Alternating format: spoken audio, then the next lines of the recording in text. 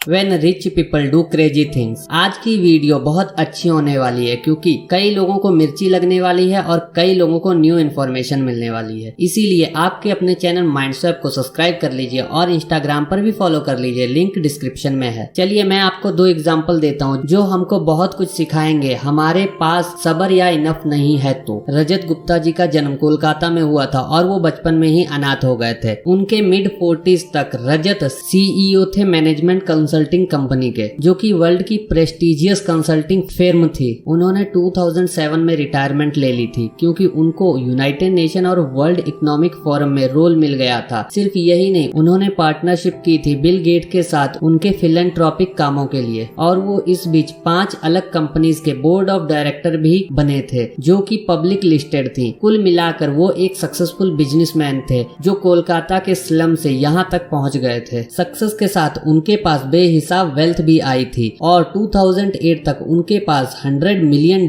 थे। बेसिकली वो मिलीनियर बन चुके थे, लेकिन उनको बिलियनियर बनना था। 2008 में वो बोर्ड ऑफ डायरेक्टर में बैठे थे गोल्डमैन सैच के। 2008 में जब इकोनॉमिक क्राइसिस आया था तब उनको इनसाइडर न्यूज मिल गई थी कि वॉरेन बफेट $5 बिलियन इन्वेस्ट करने वाले हैं गोल्डमैन सैच में। उन्होंने तुरंत अपने फ्रेंड राज को कॉल किया और कॉल रिकॉर्ड नहीं हुई थी, लेकिन कॉल कट होते ही उन्होंने 1,75,000 शेयर्स बाय कर लिए गोल्डमैन सैच के। और जैसे ही वॉरेन बफेट की न्यूज को पब्लिक किया गया उन्होंने $1 मिलियन का प्रॉफिट अर्न किया। सिर्फ यही नहीं, उन्होंने इनसाइडर ट्रेडिंग से 17 मिलियन का प्रॉफिट किया था। खैर केस ओपन हो गया और उनको और उनके दोस्त को जेल हो गई। इसी के साथ उनके करियर और रेपुटेशन भी तबाह हो गया। दूसरा एग्जांपल देखते हैं। बर्नी मैडॉफ वेल नोन पर्सन थे जिनकी प्रेस्टिजियस वेल्थ के साथ वो सक्सेसफुल भी थे। तो आखिर वो एग्जाम्पल में क्यों है, तो चलिए बताता हूँ। उनका क्राइम था उनका फेमस नोटोरियस पॉन्जी स्कीम। चलिए जानते हैं उनकी पॉन्जी स्कीम से पहले की लाइफ के बारे में। वो वाइडली सक्सेसफुल और लेजिमेट बिजनेसमैन थे। वो एक मार्केट मेकर थे जिनका काम होता है बायर्स और सेलर्स को मिलाना ताकि ट्रांजैक्शन सक्सेसफुल हो पाए। जो इतना सक्सेसफुल थे कि 1992 में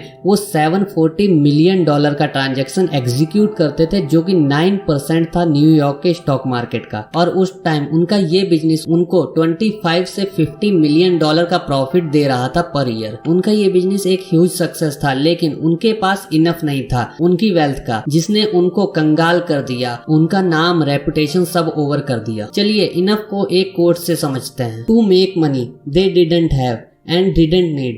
They risked what they did have and did need, and that's foolish. It is just plain foolish. If you risk something that is important to you for something that is unimportant to you, it just does not make any sense. There is no reason to risk what you have and need for what you don't have and don't need. उस पैसे को बनाना जो उनके पास नहीं है और उनको चाहिए भी नहीं। लोग उस पैसे को रिस्क पर लगा देते हैं जो उनके पास है और वो उनका जरूरी पैसा है। और ये बेवकूफी से कम नहीं है, क्योंकि उन चीजों को दांव पर लगाना जो आपके लिए इम्पोर्टेंट है उन चीजों के लिए जो आपके लिए इम्पोर्टेंट नहीं है, तो ये कोई सेंस नहीं बनाता। कोई जरूरत नहीं वो रिस्क पर लगाने के लिए जो आपके पास है, वो भी उसके लिए जो आपको नहीं चाहिए। अब आपके लिए कुछ पॉइंट्स हैं इनफ को जानने के लिए। Point number 1, the hardest financial skill is getting the goal post to stop moving. Point number 2, social comparison is the problem here. एक बेसबॉल प्लेयर जिनकी वेल्थ हर साल 36 मिलियन से इंक्रीज होती है,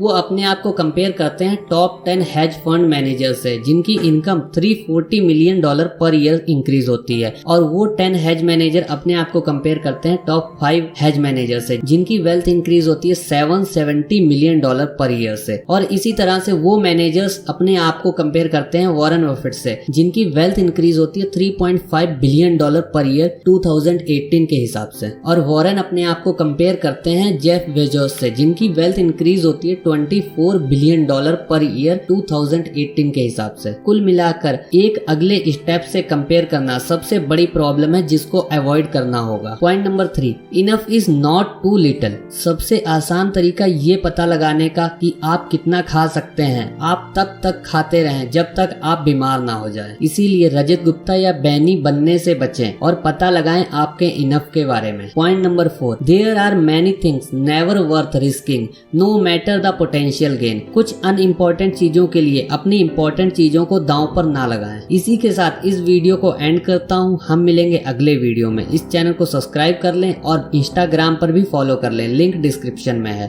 थैंक यू।